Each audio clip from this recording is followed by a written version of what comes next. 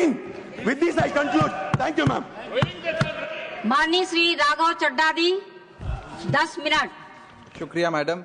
Tax to live, tax to die and tax everything in between. इस जीवन में दो ही चीजें निश्चित हैं। There are only two things that are certain, death यानी कि मृत्यु, और दूसरा है टैक्स। इस जहां से उस जहां तक जहां भी जाओगे, हर मोड़ पर हर जगह मुझे ही पाओगे, यानी कि टैक्स। मैडम, सपना था विश्व गुरु बनने का, बन गए हम टैक्स गुरु। और इतना टैक्स जो भारत की आबादी सरकार के खजाने में डालती है, उसके बदले सरकार जनता को देती क्या है, यह बहुत बड़ा सवाल है। कौन सी ऐसी हाई क्वालिटी सर्विस है जो फ्री ऑफ कॉस्ट जनता को दी जाती है? क्या हमें quality health care free of cost मिलता है? नहीं मिलता। क्या हमें वर्ल्ड क्लास एजुकेशन मिलती है? नहीं मिलती। क्या हमें फ्री वर्ल्ड क्लास ट्रांसपोर्टेशन मिलता है? नहीं मिलता। क्या हाई क्वालिटी रोड्स मिलती हैं? अगर अच्छी हैं तो टोल टैक्स भरना पड़ता है। क्या 24 घंटे सातों दिन बिजली आती है? नहीं आती। तो इतना सारा जो टैक्स सरकार इकट्ठा करती है, उसका करती क्या है? इसीलिए मैं कहना चाहता हूं दैट वी इन इंडिया पे taxes like in developed countries to get services like in sub-Saharan countries. Madam, from the moment a child is born to the very moment his family mourns his death, the government is there at every step, not to help you, but to tax you.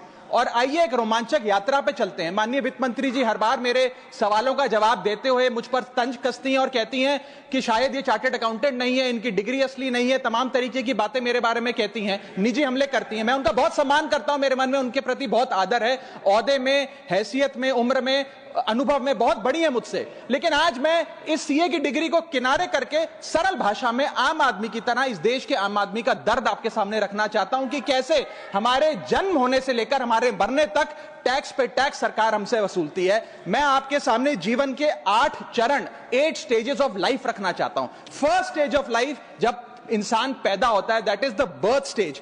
बच्चे के पैदा होने से पहले, उसकी आंखें खुलने से पहले जो उसको वैक्सीन लगती है, उस पर 5% जीएसटी लगता है। जिस अस्पताल में बच्चा पैदा होता है, उस हॉस्पिटल के कमरे के चार्जेस पर अगर 5,000 रुपए से ज्यादा का कमरा हो तो 5% जीएसटी लगता है। बेबी केयर के आइटम्स पे 5% जीएसटी लगता है। और अगर उसके माता पिता बच्चे के पैदा होने पर मिठाई बांटे तो मिठाई पर 5% और चॉकलेट पर 18%, 28% जीएसटी लगता है।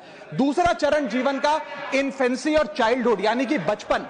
बचपन में बेबी फूड जो खरीदा जाता है उस पर 12 से 18% जीएसटी, डाइपर जो खरीदा जाता है उस पर 12% जीएसटी, बेबी स्ट्रोलर पे 5 से 12% जीएसटी, और जो खिलौने बच्चे को दिए जाते हैं उन खिलौनों पर भी 12% जीएसटी लिया जाता है। जब मुंडन होता है बच्चे का, पहला हेयर कट जिसे कहते हैं, उस हेयर कट की सर्विसेज पर भी 18% जीएसटी, और पहली बर्थडे पार्टी पर जो फोटोग्राफी होती है, फोटो खिंचवाई जाती है, उस फोटोग्राफी सर्विसेज पर भी 18% जीएसटी। यहां तक कि नामकरण की बर्थडे पार्टी जो की जाती है उस पर भी केटरिंग सर्विसेज से लेकर खान पर 18% जीएसटी सरकार वसूलती है। अब बच्चा स्कूल जाना शुरू करता है तो स्कूल जाने पर यूनिफॉर्म से लेकर जूतों, स्कूल बैग, लंच बॉक्स, सब पर जीएसटी लगता है।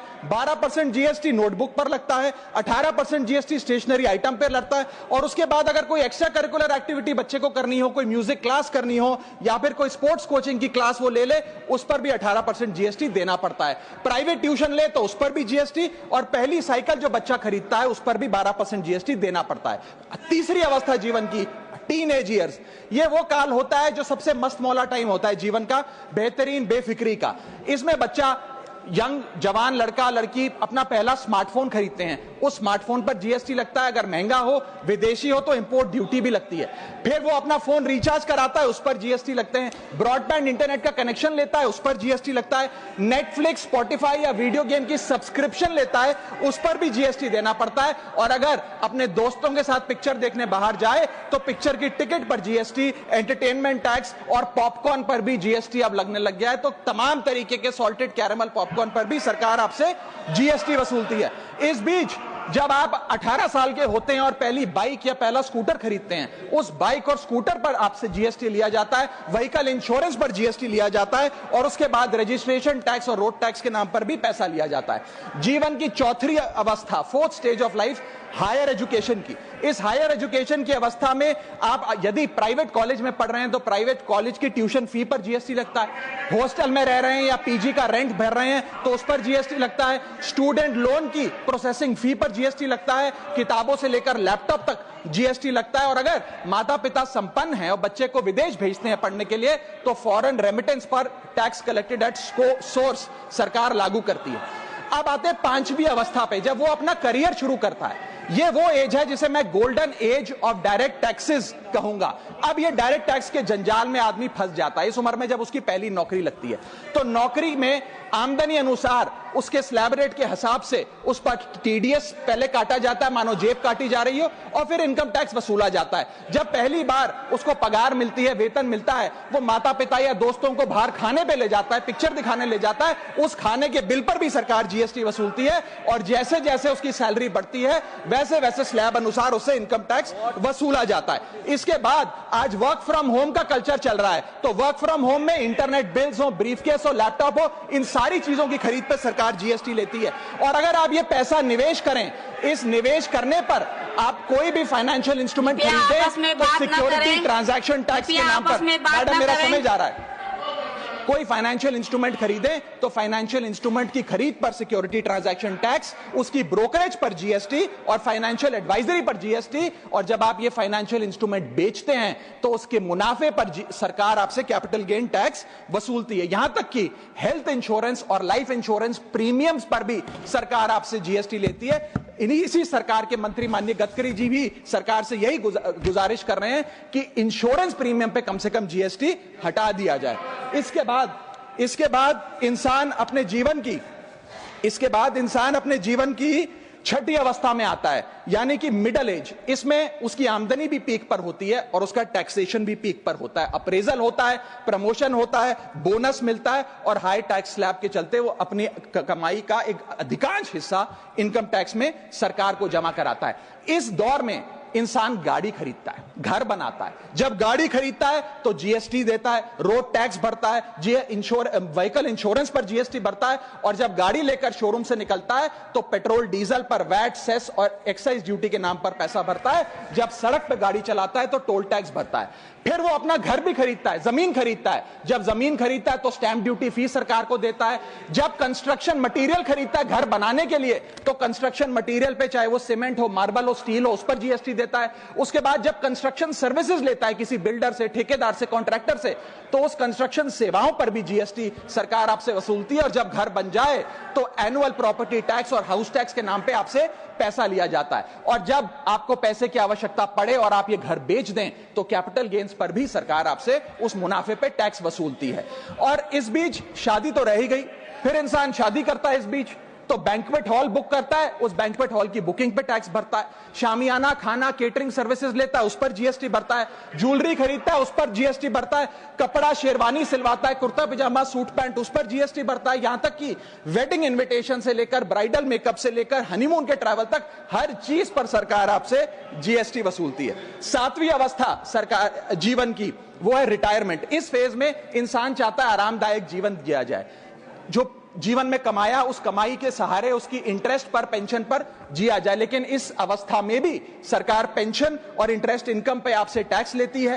बूढ़ा हो जाता है, दवाई इलाज की जरूरत पड़ती है तो हेल्थ केयर बिल पर, दवाइयों पर आपसे जीएसटी लिया जाता है। लाइफ इंश्योरेंस और हेल्थ इंश्योरेंस प्रीमियम पर तो जीएसटी लेती है। और इस दौर में वो अपनी वसीयत लिखता है, फैमिली विल। उस फैमिली विल पर जो लीगल फीस देता है, उस लीगल फीस पर भी उसे जीएसटी देना पड़ता है और स्टैंप ड्यूटी देनी पड़ती है। और 8वीं जीवन की अवस्था, यानी कि जीवन की समाप्ति, जब उसका स्वर्गवास हो जाता है, उसके जीवन का अंत हो जाता है, यहां भी सरकारें उसका साथ नहीं छोड़ती। यहां पर भी सरकारें उस पर टैक्स लगाती हैं। जब कोई इंसान मरता है तो उसके अंतिम संस्कार में देसी घी, चंदन वुड, नारियल, इत्तर जैसा सामान इस्तेमाल होता है, उस पर भी जीएसटी लगता है। और जब उसके मरने के उपरांत अखबार में ऑबिचरी की इश्तेहार छपाया जाता है, उस पब्लिकेशन ऑफ ऑबिचरी न्यूज़पेपर पर भी 5% सरकार जीएसटी लेती है। और मरने के बाद जब प्रॉपर्टी उसके बच्चों को या परिवार वालों को दी जाती है, उस म्यूटेशन पर भी सरकार आपसे ड्यूटी सेस लेती है। ये है life cycle of taxation model. लेकिन मैडम सबसे जरूरी बात यह है कि इतना टैक्स देने के बाद सरकारें हमें देती क्या है। मैं जानता हूं कि टैक्स सरकार के लिए जरूरी है, इस सरकार के लिए नहीं, जितनी सरकारें इस देश में रही सबने टैक्स लगाकर जनता से पैसा लिया। टैक्सेस वास्तव में जरूरी हैं, लेकिन सवाल यह है कि क्या ये टैक्सेस हमारी इकोनॉमी को बढ़ा रहे हैं या हमारी इकोनॉमी को खा रहे हैं? क्या इससे हमारी जिंदगी बेहतर हो रही है या हमारी जिंदगी बदतर हो रही है? इतने टैक्स लगाने की वजह से आज हमारी आमदनी घट रही है, इस वजह से खपत गिर रही है, कंजम्पशन गिर रही है, डिमांड नहीं बढ़ रही है और प्रोडक्शन गिर रही है। इस वजह से पूरा इकोनॉमिक साइकिल जो हमारा इकोनॉमी का चक्का है वो धीमा हो गया है। मैडम इस देश में, बस समाप्त कर रहा हूं, इस देश में मैं मेरी पार्टी के टाइम से आप ले लीजिएगा, मेरी पार्टी के टाइम से ले लीजिएगा। मैडम इस देश में 80 करोड़ जनता 5 किलो फ्री राशन के सहारे जी रही है। आपको जान के अचंभा होगा, इस 80 करोड़ जनता से भी ये सारा जीएसटी लिया जाता है, दिन प्रतिदिन लिया जाता है, जो आज मैंने पढ़ के सुनाया। सिर्फ अमीर नहीं, गरीब से गरीब आदमी भी जीएसटी देता है। और अंत में मैं बस इतना ही कहना चाहूंगा कि क्योंकि इतना टैक्स लगा लगाकर सरकारें जनता का खून चूसती हैं, उस वजह से आज एफएमसीजी की सेल्स घट रही हैं, एफएमसीजी के स्टॉक गिर रहे हैं, कंजम्पशन डाउन हो रही है, नई गाड़ियों की सेल श्रिंक कर रही है, तमाम तरीके की जितनी भी न्यू परचेजेस होती हैं उसमें मंदी देखी जा रही है। सरकार को जीएसटी कम करना चाहिए, कम करेंगे तो जनता की जेब में पैसा आएगा तो मांग बढ़ेगी, खपत बढ़ेगी और इकोनॉमी का चक्का चलेगा। आपका समय समाप्त। बहुत बहुत शुक्रिया।